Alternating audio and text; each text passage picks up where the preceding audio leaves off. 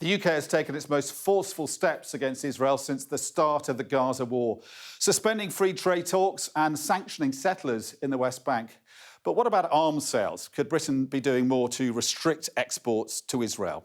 This graph shows what Britain has been supplying in recent years. It shows the value of approved licences, relatively steady rate over the past few years. But in the last 3 months of last year, there was a big increase, more than £127 million of arms sent to Israel.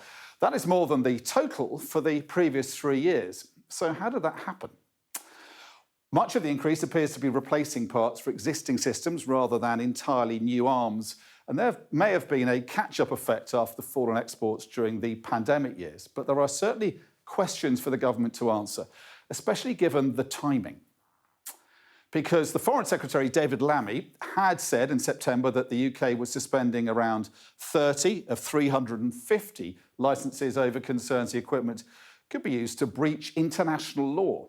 The suspended licences include those providing components for military aircraft, including fighter jets, helicopters and drones, which are all used for attacks in Gaza. The UK is continuing to approve items which it assessed are not directly used in Gaza, including training aircraft, naval equipment and communication equipment.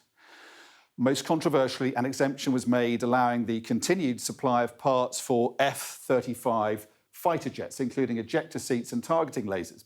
The government is facing a High Court legal challenge on this, with opponents saying F-35s are a key part of Israel's aerial war on Gaza.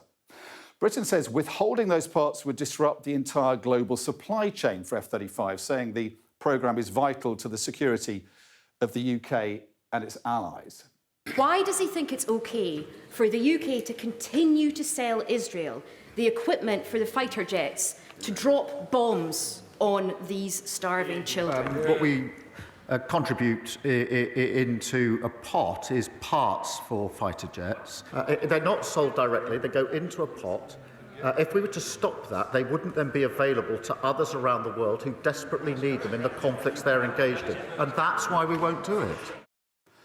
Lawyers for the British government in that F-35 court case argued there is no evidence of a genocide being committed in Gaza, putting them at odds with some other observers, or that the Israeli military has deliberately targeted women or children, even if tens of thousands have been killed.